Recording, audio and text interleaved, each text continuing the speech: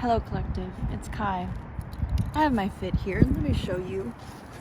Show you this fit. Fire. Got this at Goodwill in Sebastopol. Good cop. Nice. Anyways, I only have 3% on this phone. I wanted to talk to you guys because I know I said I was gonna record for this vlog, and I am. I'm so grateful for all the experiences, all my friends, all the new memories, all the people, the places, the inspiration, the encouragement, the support. It's beautiful. So I wanted to talk about compassion. I'm reading this book called The Places That Scare You, A Guide to Fearlessness in Difficult Times by, I want to get their name right, Pema Chodron. And the chapter 8 that I'm currently on is about compassion. And there's a difference between compassion and loving kindness. And compassion is when you're willing to accept and nurture, comfort, care for the fear.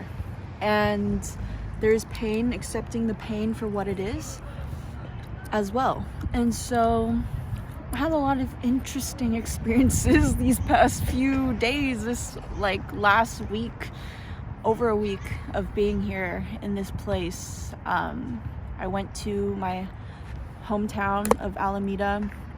I went there, showed my friends around, and that really just helped me sense, that inspired me to sense a very deep appreciation for that period of time in my life, and showing them, it's not the same, obviously, because the past is the past, but to go back and really have that gratitude in full circle. And the reason why I'm bringing up compassion, though, is because I have also acknowledged that I too do feel pain. Sorry about the wind, I can't block it, it's just gonna be there. I too feel the pain.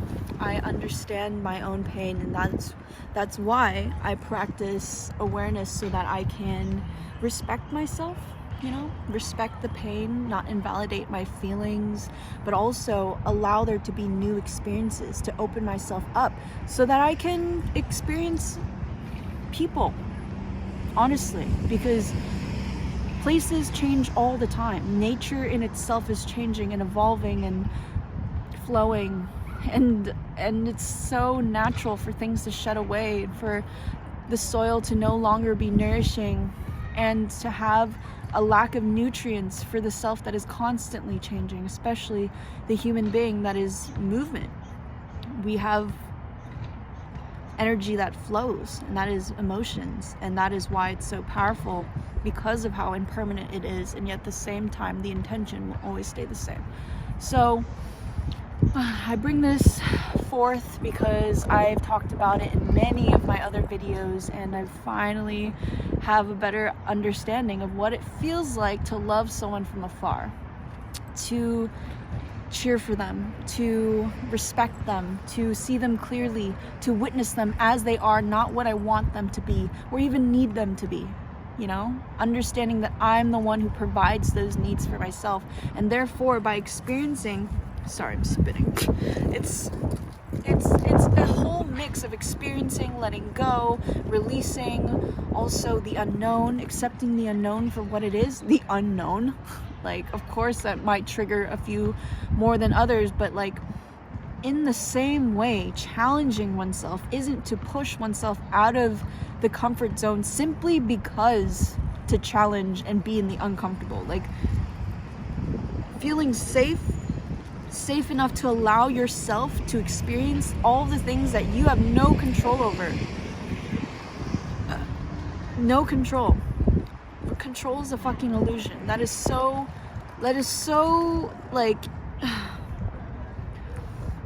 man, I'm just I could go off, but I'm gonna really just say what I need to say, and it is, keep your intentions pure. keep your intentions fucking pure, because holy shit, I'd be like actually talking to people and I'm like, what do you need though from me?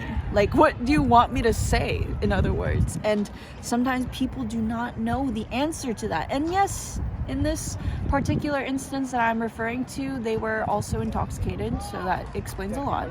But it's also just the experience of you are hurt. You are hurt and you want to be heard. But I'm not here to validate your experience. That is your responsibility. So there's nothing that I've done that can truly help you. And I think that in itself differs in many cases, but at the same time, that is what human connection is. Even if I don't know what you're going through, even if I've never experienced it myself, there is still space for compassion, to just allow the pain to be and to not attach to it, and yet to walk in their feet and understand that your process, your pacing, your progress is always going to be different than theirs. And not because they need to achieve the same things as you. No, that's not the purpose of healing oneself. It's to so you yourself can present your own being, your own soul, your own presence into a situation, into an environment, into a connection, and then allow that to flow and flower. Because everything that you've ever experienced before is not repeating itself because you're making different choices. It's repeating itself because you consistently make the same choice and expect a different result. And I apologize for speaking in you pronouns. I really try to stray away from that, because it helps also me have boundaries when I'm recording these videos, because my experience, once again, is my own. I've only gotten to this point because I've understood my own intentions. And even if I'm not able to experience things as I've imagined, as I've envisioned, like called forth, or honestly manifested into my own realm, those are things that I do not control. The universe shows up in so many different fucking beautiful ways. If we're not opening our heart, opening our mind, opening our bodies, health, nutrition, like cultivating that safe space, allowing yourself to experience your emotions and therefore let it go, all of these things are happening simultaneously. And if we're just aware enough, you will notice that the universe is always responding to you. So yeah, I wonder if my phone died while I'm doing this, but anyways, thank you so much for being here. Thank you for being alive. I appreciate your presence, and yeah, I wish you the best on your spiritual journey, okay?